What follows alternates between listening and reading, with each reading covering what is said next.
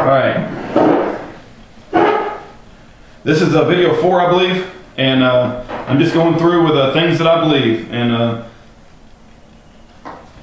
it is what it is. I believe that when someone curses you, and when someone calls you names or whatever, that a strong man will walk away. A strong man will not let it affect him. It tells us in the Bible to pray for our enemies when they curse you, and I believe that. So I'm okay with people disagreeing with me. I'm okay with people calling me names. I'll just walk away. I think it crosses the line a little bit, and I get very sensitive when people use words like removed from YouTube, which is basically removing the freedom of speech, dangerous, unstable, unfit to own a gun. Those are you cross the line when you started saying stuff like that. But nonetheless, I think it's best to walk away and not spend a lot of time with those people. And that if it goes beyond just words and the person actually makes an attempt to attack you or your family, then I believe it is a duty and obligation and the responsibility of that man or that woman to fill that person full of lead. Okay? That's what the Second Amendment is all about. If someone just cusses you and calls your names, it's a better thing to walk away and pray for them, right? The Bible tells us to pray for our enemies when they curse you. So that I believe in that. But if they make an attack upon you physically, then that's where I believe it's our responsibility and our duty to protect ourselves, to neutralize them, and do whatever it takes to neutralize them. And if that means exercising your Second Amendment right, then so be it. Okay, I don't know if you remember this, but when John McCain, go to YouTube and search John McCain offers $50 to any American who picks lettuce. So the keywords would be John McCain lettuce $50 or something. But you'll see him offer $50 to Americans, and that was a double insult. I mean, I have a lot of pride in American workers, and to say that we couldn't do it, I don't know if he was trying to imply we're physically weak, because or that we're just above that. Maybe he was trying to imply that we're just above picking lettuce. We're too good to pick lettuce.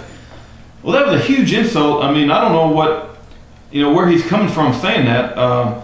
I don't believe in classes of people, and for my Hispanic brothers out there that are involved in picking lettuce and are the backbone of the agricultural community, that's an insult to you as well. John McCain insulted both of us, right? He's basically saying that the work you do, that somehow the average American is unfit or too good to do that, and he's degrading the work you do. So what kind of crap is that? I mean, that kind of gives you an insight into his mind. I respect people of all nationalities and all races, and if I was put in a position of having to provide for my family and somebody said, you got to go pick lettuce or get out and do some hard labor, that's what I would end up doing, right? I mean, I would do what I had to do. And for John McCain to somehow say Americans are not fit to do that work, what kind of crap is that? I mean, it's just, I don't know what the hell these people think up in Washington, man. It's like, it's not only an insult to American people, it's an insult to the people that actually do the work. I mean, I don't know, man. I don't know. I want to tell a story real quick, and then I'll end this. It has to do with forced charity, because I think that altruism is going to be a tool that's used against us, and we're going to hear this more and more. You're going to hear that we should support the Patriot Act because it's good for society, or an American patriot that stands in front of a food storage bank that he's paid for and he's set up and prepared for in advance for hard times that might be coming, that he should give that to food banks because that's best for society. You have to understand the arguments of our enemy. Let me give you a quick story. My dad worked for big multinational companies too. He's 77 years old and he's long since retired, but he told me this story. And when he very first started, there was like a corporate manager, right? And the corporate manager put out bulletins and he made it known that he wanted 100% participation in giving to a charity. And I forget what it was. It probably was United Way. I don't know if that was a charity or not, but that probably was it. It could have been different, but let's just call it a charity, right? And he wanted 100% participation in giving to the United Way. And so he had a big bar, right? And it was like 60%, 70%. I think he got it up to like 91%. But then like not everybody participated, so now he's going to like he wanted to make an example of the people that aren't participating, right? So he called a meeting, and he purposely only invited the people that had not given to United Way.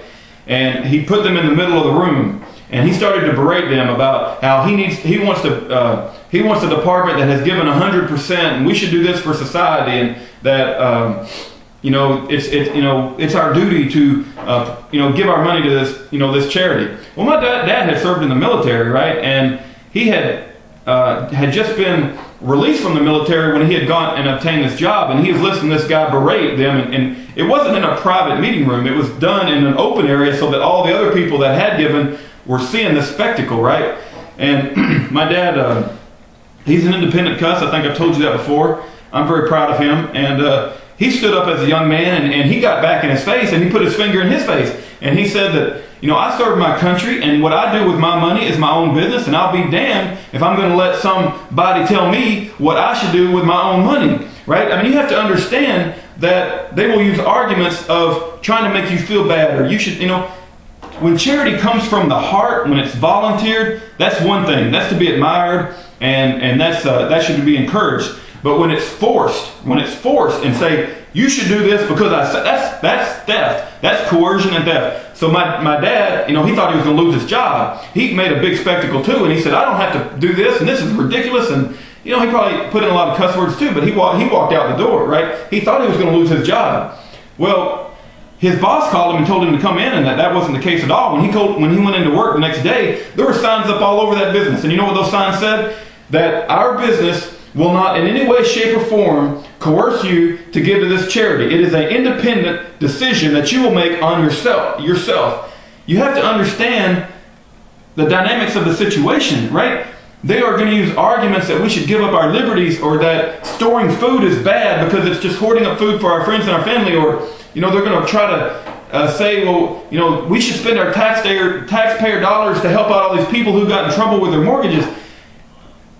Charity from the heart is a wonderful thing. It should be encouraged. I'm all for helping people that also want to help themselves. But charity that is taken from you by force is a very bad thing, and it has very bad consequences. And we should fight against it. And we have to understand when we see that type of situation, so that we can fight it, and we can understand that, hey, this isn't right. You don't force somebody to do something. Even if you think it's the right thing to do, you don't force them to do that. It has to be an individual decision.